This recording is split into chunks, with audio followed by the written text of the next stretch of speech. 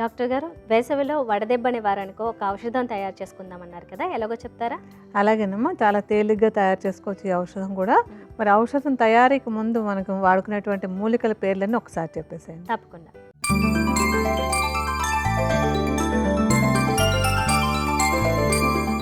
వేసవిలో వడదెబ్బ నివారణకు ఉపయోగపడే ఔషధం తయారీకి కావలసిన మూలికలు: సొంఠి, చందనం, తుంగముస్తలు, ఎండు ద్రాక్ష, కురువేరు, వట్టివేర్లు.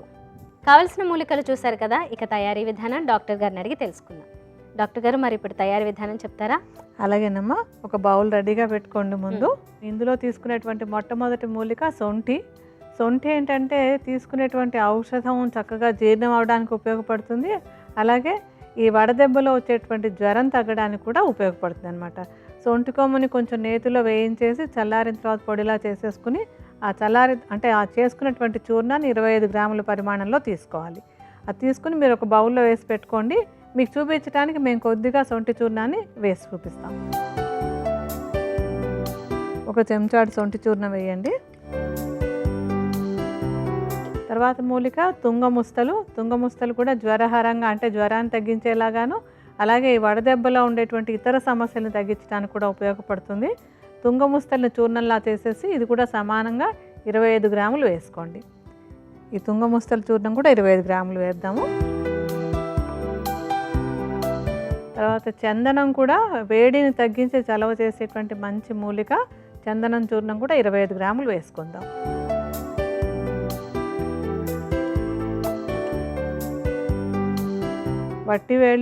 వట్టివేళ్ళు చలవ చేస్తాయని అందరికీ తెలిసినటువంటిదే.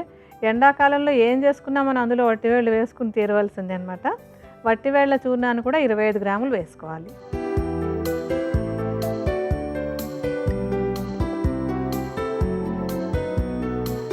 తర్వాతది కురువేరు. ఈ కురువేరు కూడా ఈ వడదెబ్బలో ఉండేటువంటి వేడిని బాగా తగ్గించి శరీరాన్ని నార్మల్గా పనిచేసేలా చేయడానికి సహాయపడుతుంది. కురువేరు చూర్ణం కూడా 25 గ్రాములు వేసుకోండి.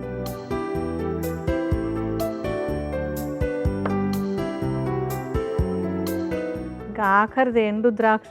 ఎండు ద్రాక్ష కూడా జ్వరాన్ని తగ్గించడానికి, అంటే వడదెబ్బలో ఉండేటువంటి ఆ వేడిని తగ్గించడానికి చాలా బాగా ఉపయోగపడుతుంది.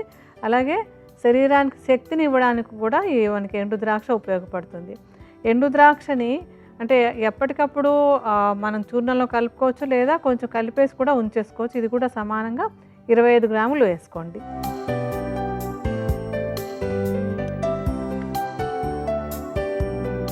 ఇప్పుడు వీటన్నింటినీ బాగా కలిపేసుకోవాలమ్మా.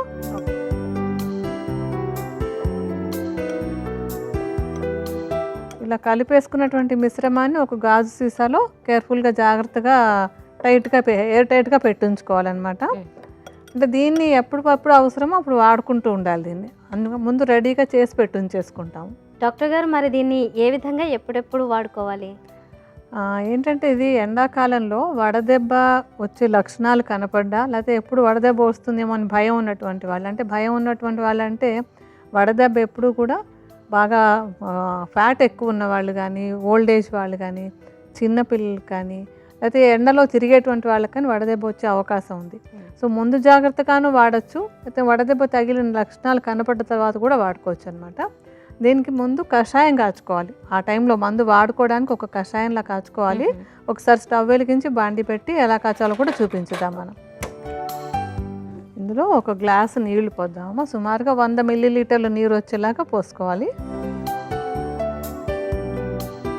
ఈ నీటిలో ఇప్పుడు ఒక చెంచాడు మనం తయారు చేసుకున్న చూర్ణం ఉంది కదా, ఆ మిశ్రమాన్ని ఒక చెంచాడు వేసి మరిగించుకోవాలి.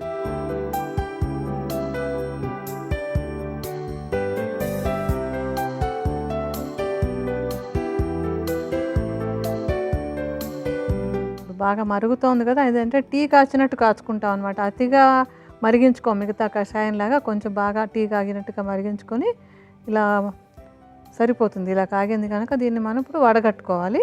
ఓకే. దాని నుంచి మంచి సుగంధం కూడా వస్తుంది, తెలుస్తుంది కదా.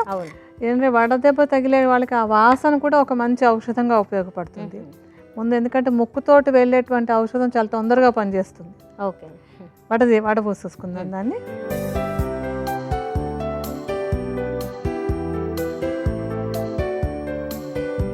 ఇలా వడబోసుకునేటప్పుడు ఆ ఎండు ద్రాక్షని మాత్రం మ్మ్. తీసుకుని అందులో మనం వడగట్టుకున్న దానిలో కలిపేసుకోవాలి. ఓకే. అంటే అది జస్ట్ ఉడికింది కానీ అందులో మనం వడబోసుకుంటే పోతుంది కదా, మ్మ్. దీనిలో కలిపేసుకోవచ్చు అనమాట అది. సో ఇలాగా సుమారుగా ఒక 40-50 మిల్లీలీటర్ల పరిమాణంలో మనకి ఔషధం డోస్ అన్నమాట.